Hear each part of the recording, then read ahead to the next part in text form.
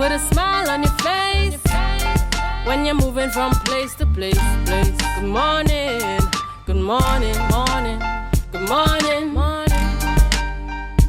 Good morning, viewers, and welcome back to the Tobago Updates morning show, coming to you here live from the Port Wall in Scarborough, Tobago. We just at about 7:48 a.m. this morning, and at this point, we're heading into our final segment, where we have the opportunity. We are talking Capture the Flag 2023 Scarborough Secondary School alumni, and this morning we are chatting with Kevon McKenna, the president and lead for Capture the Flag 2023, and also the alumni president. Good morning to you and welcome.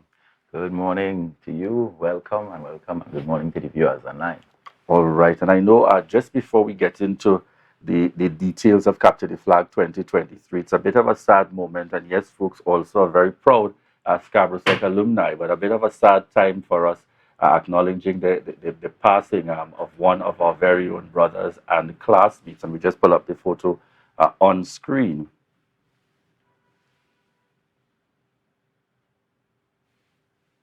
Joshua Stewart, class of 2001, recently passed. Yes, so certainly we want to send condolences going out to the family out there.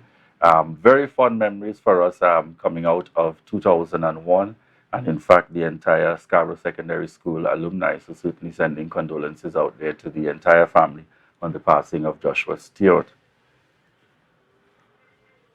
And at this point, viewers, as we're talking Capture the Flag, and you know, Kevon, when we start that conversation and we're looking at Capture the Flag, I usually have to pull things back just a bit to speak to that historic perspective, this event that has really taken Tobago by storm far and wide. In fact, this event has seen other high schools work assiduously to build out even their own alumni and to host other activities and initiatives. So let's start from there in terms of that synopsis, you know, the birth of Capture the Flag and these efforts on the part of Scarborough Secondary School alumni.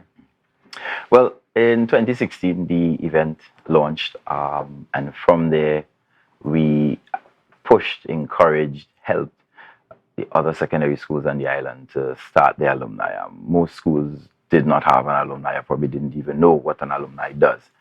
I think we only had one school that would have had an existing alumni when we started. So from there, it was a build every year, and it keep increasing. We kept increasing. We even assisted schools in Trinidad to encourage to start the alumni. Malik is one such school. And you say Tobago, but this year we actually expanded to Trinidad, where we hosted a Trinidad leg, and that actually incorporated 3 schools, and we had a visiting media team as well. So that would have been my next question. We have seen Capture the Flag evolve from starting in its first year, the bringing together of schools here. Then we saw schools coming across in terms of joining in the competitive elements and so on. And now we are seeing fast track to this year. We even have a track element involved. Tell us a little bit about what I would describe as the evolution and the growth and development of Capture the Flag. Mm-hmm.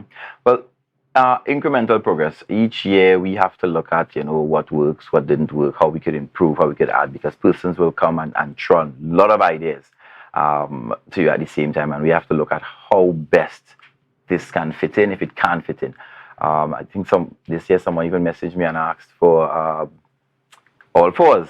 I do have all fours Capture the Flag. You know, so who knows? Right? These are things that you look at and see how it could happen and how we could benefit. Because everything you're doing has to go back to the benefit of the various groupings.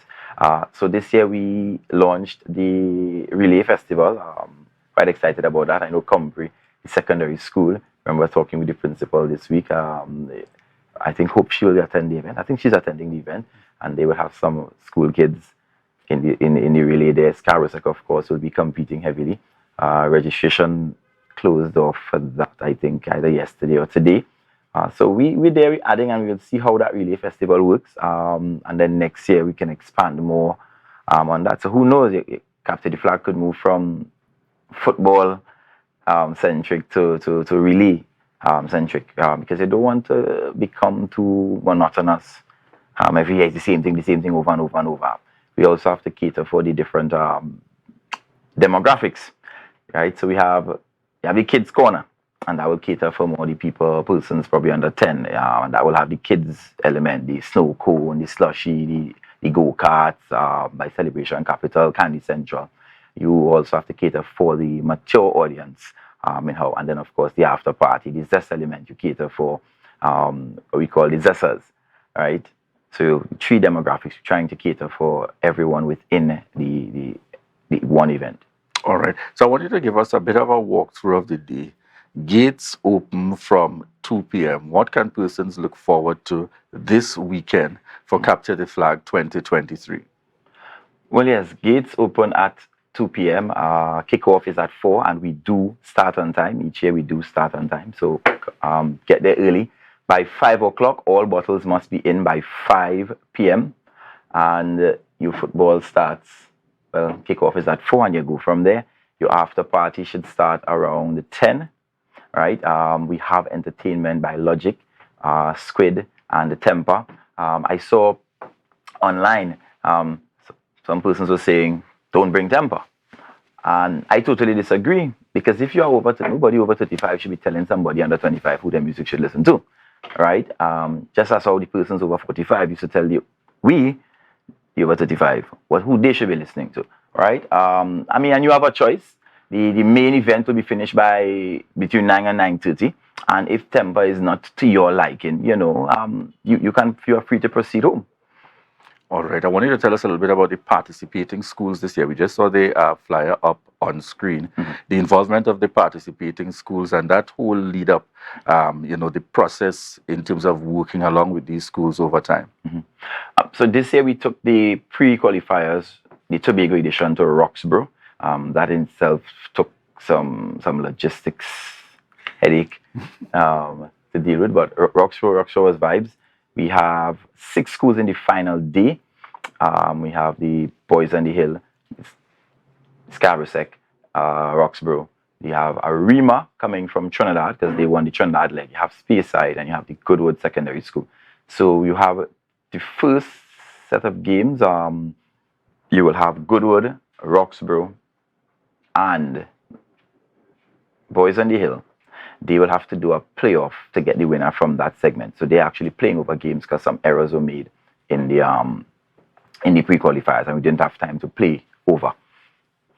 All right. And we want to get very quickly, I know one of the significant things for the alumni, let me allow you, just before we get into that, to talk very quickly about the Relay Festival that we're seeing up on screen, the lineup of alumni and schools and the masters. Right. So we kept it very simple this year as we are now starting out. So for the alumni element, we have the 100 women, the 100 men, and open, it means age group is up. So you could go young, you can go middle age. The 4x100 mix open, so you can have females on your team there as well. Same thing repeated for the school teams. And then the masters is persons over 60, and you are doing a 60-meter dash. And one of the things that certainly Scarborough Secondary School alumni is known for, its ability to be able to utilize these resources that are gained to continue to help the school. Remind us of that and the prizes that are also up for stakes this year. Well, usually we don't put out the prizes public to the school. But for the Scarborough Sec element, we do some work with the football fraternity. We do the scholarship, the $20,000 scholarship after the event, and some other things which you would usually just see on the Facebook page coming out from the event. All right. So just before we wrap, remind our viewers the place to be this weekend, date, time, venue, for those who may have missed it.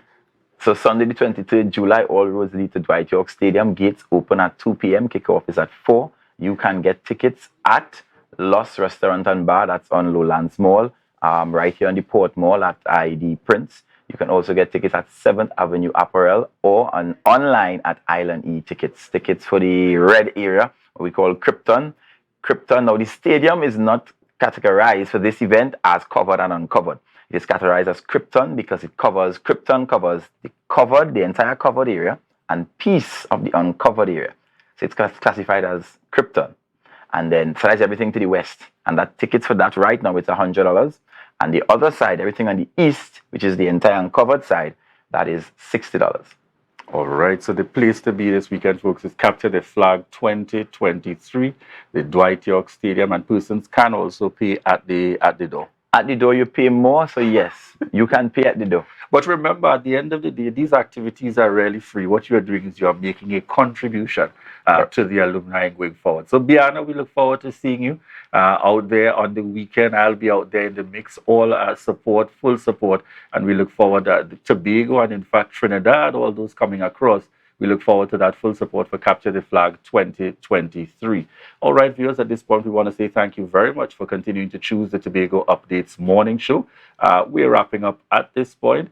And so we are also taking the opportunity to remind you, stay tuned, stay connected. We're heading out, but we're certainly heading into Tobago Notes, and that will be followed by GMT. So bye-bye for now, folks. Remember to share the live, share the live, share the live.